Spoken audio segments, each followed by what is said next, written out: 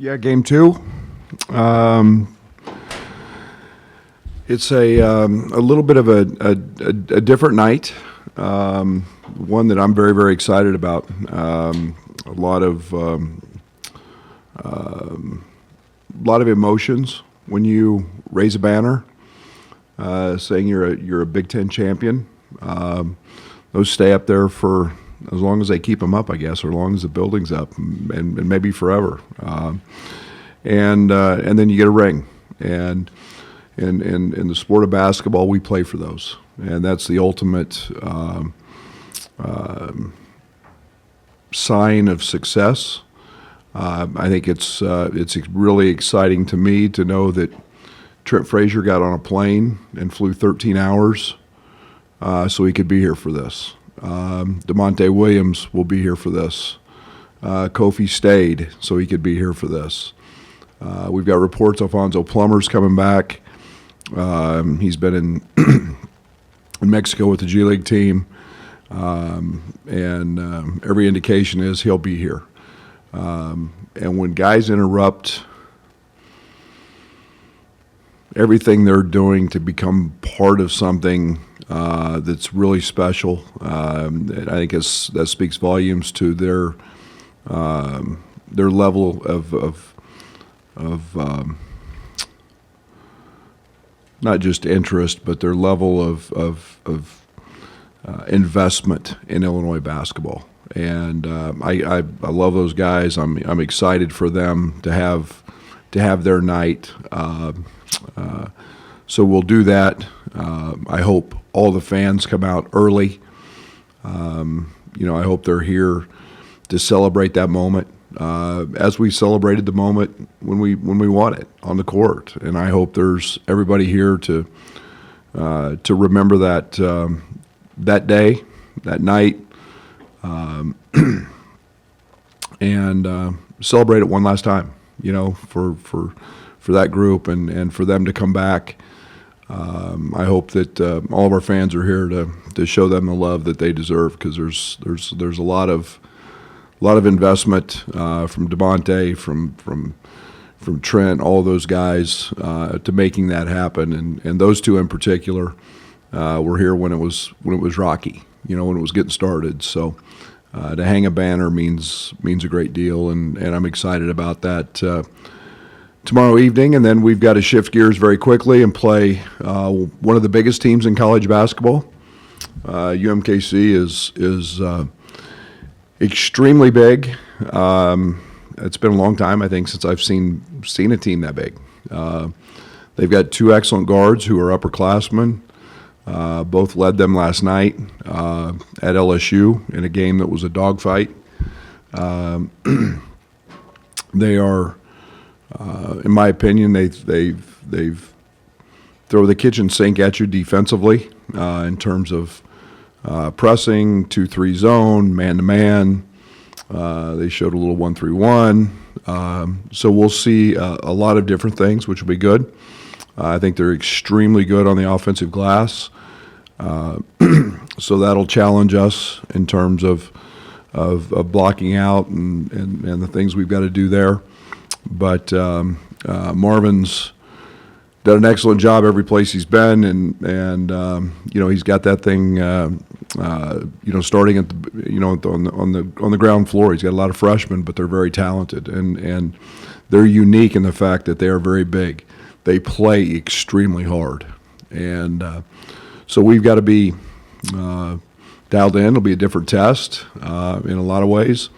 And than anything we've seen, and we'll see different defenses, and we'll have to handle that. So it's game two, and we've got to continue to grow after the first game, and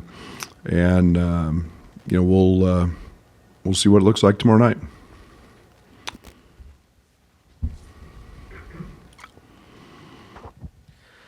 Out of curiosity, have you seen the rings? Have the players seen them? And did you have any input on what they would look like? Yeah.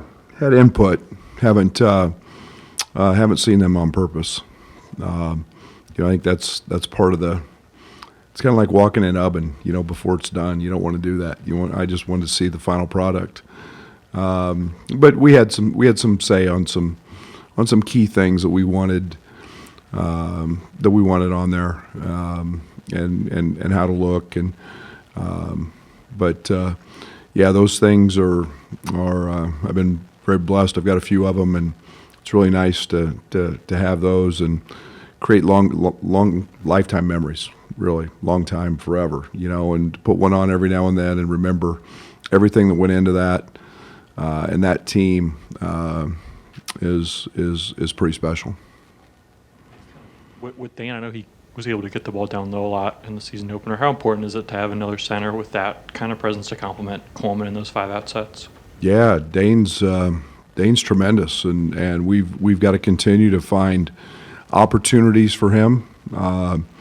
He's very, very skilled, either hand, right, left hand. He can put it on the floor and bounce it with some quickness and some authority and power.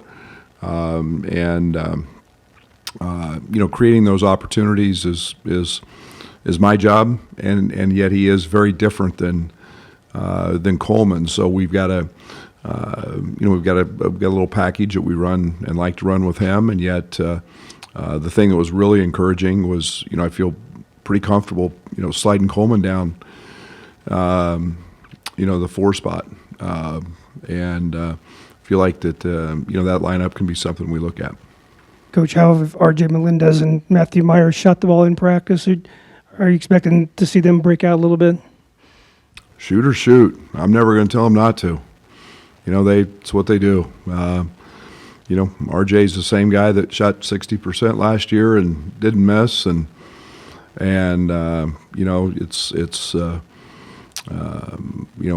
Matt gets good looks. They make him every single day, and I'm not going to be the one to tell them not to shoot. I'm going to tell them to shoot good shots and to keep shooting them, because they're in there practicing, and we know that their track record is that they're going to make them. So, it's one game, and I'm not going to get too wrapped up over one game.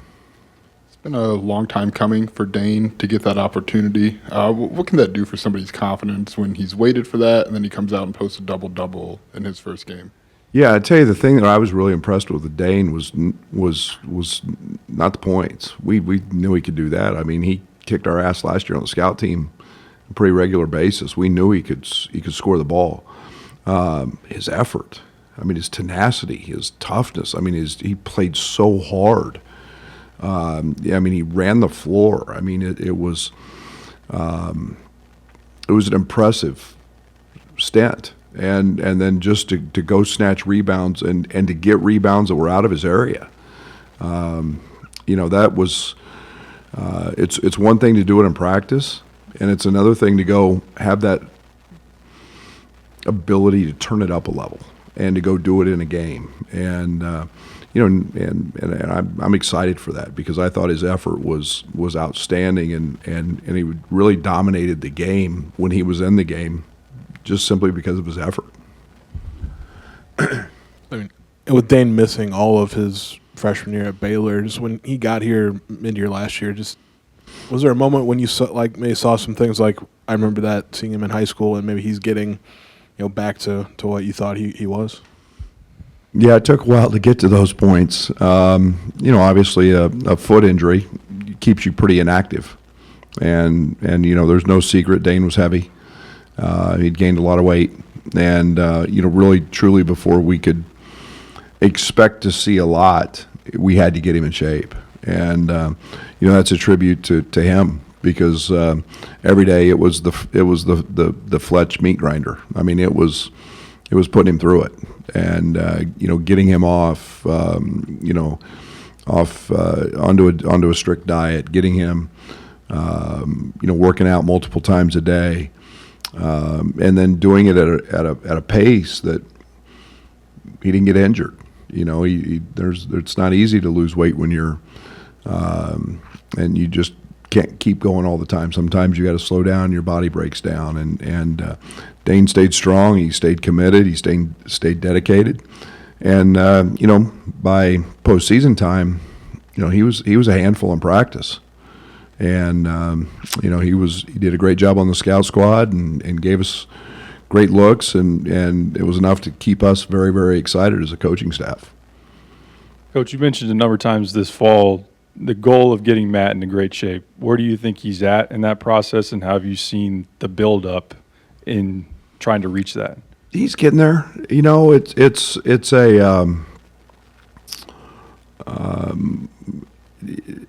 everyday deal. You know, I mean, you come out, you work every day, and yesterday he had a great day of practice, coming off a day off, and you know, he found the gym the day off and was shooting a bunch of balls, and you know, the thing that happens with conditioning is confidence. Confidence comes from that, being in great shape. When you know that you can go longer and you can do things. It's still, you know, my definition of great shape isn't how long you play. It's how quickly can you recover. And you know, I think he's gaining on it, and I think he's getting himself into pretty good shape, and not peak shape yet, but he's getting there. You mentioned handling their size as a key. What are some other keys for you guys tomorrow night? Yeah, I mean, keeping them off the glass is one of the big keys. This is a big physical team. I mean, when you look at their bodies, I mean, you're gonna see a very, very mature, physically strong basketball team, and you know, you've got to hit them. You've got to keep them off the glass. They've got length, and then you know, they've got two guards that are really electric in transition. I think they drew 15 or 16 fouls last night against LSU. So they live in the paint, and you know, they haven't. They I think made 2 or 3 threes last night, but they are a downhill driving it team, and we've got to be very, very solid and not put them on the line. LSU put them on the line a good deal, and that's what kept the game close.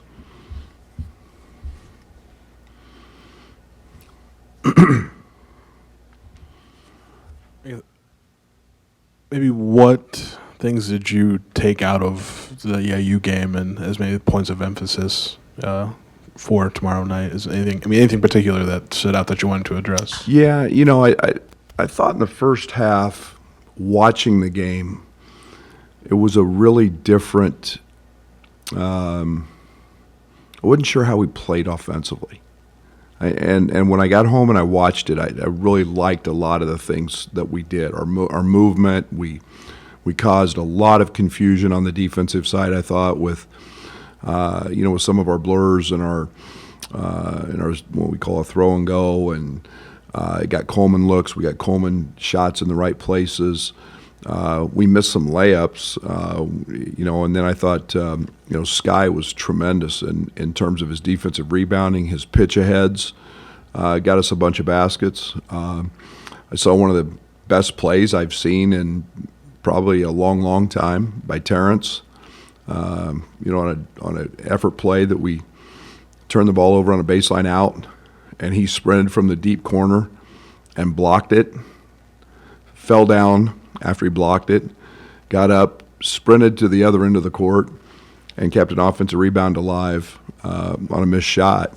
And that effort was just, I mean, it's championship effort. And we showed our guys that a lot because it was a special play. And but I think there were some good things. There were some things that we learned defensively that they did that caused us some problems. And we spent yesterday. We'll spend a little bit today trying to clean those things up. But yeah, it's early, and we're going to make some mistakes, and that's the great thing about film is we can go clean them up.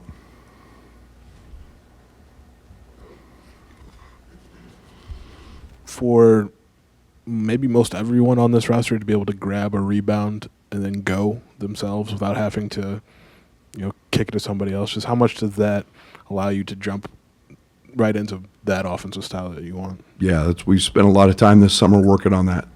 That's one of the things that,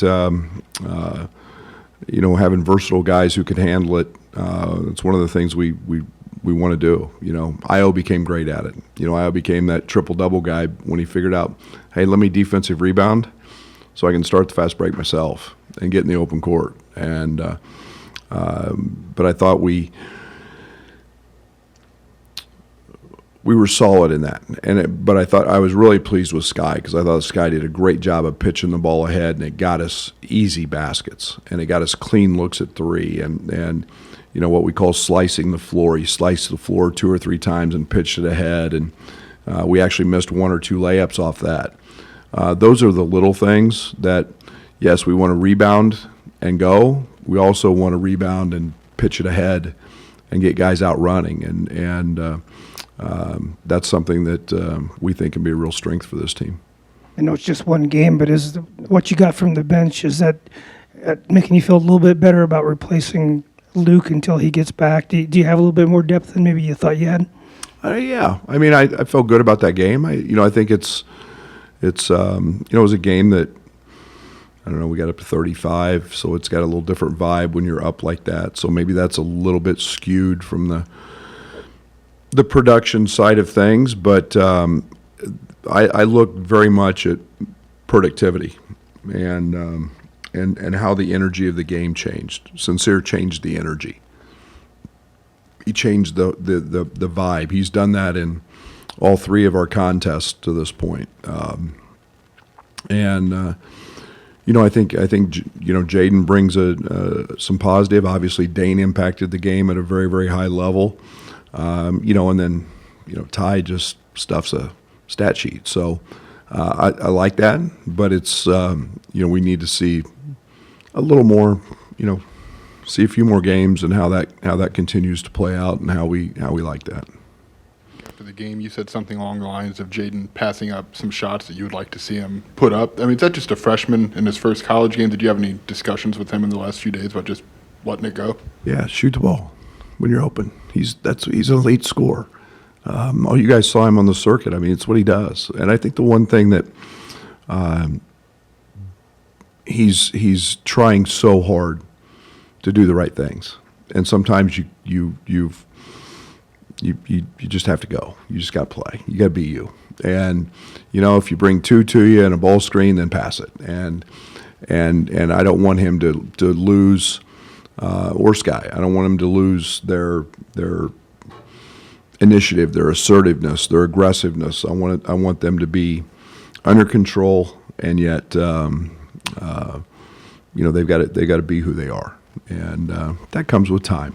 But both those guys are doing a lot of really good things, and we're a lot is asked of them. I've not told him not to shoot. I want him to shoot. You said your guys might be tired of hearing about Trent, but to have him come back with DeMonte, Kofi being here, to see the banner go up, what value can that be to your team, particularly the new guys that see what they accomplished and see what's possible? That's why I hope the building's filled when we do this. I hope it's a little different than last year. Last year we kind of, building wasn't real full I hope it's full. I hope our guys get to see that and experience that. Man, that's a and I really don't care if our guys are tired of hearing about Trent. They got a lot of season left. They're going to hear about him a lot more. But it's really nice to. Means so much to me to have those guys want to come back for this and be a part of that. And I mean that's really a cool deal. And I think it shows their love for this place and their program, and it means so much. And I mean, who gets on a 13-hour flight? I mean, you better love something a lot to get on a 13-hour flight so you can be a part of something that might take 15 minutes. And that stuff's pretty cool. And so they can get tired of me talking about Trent, but I know where his heart is, and all those guys. I mean, I know how hard they worked and all that went into winning a title here. Thank you.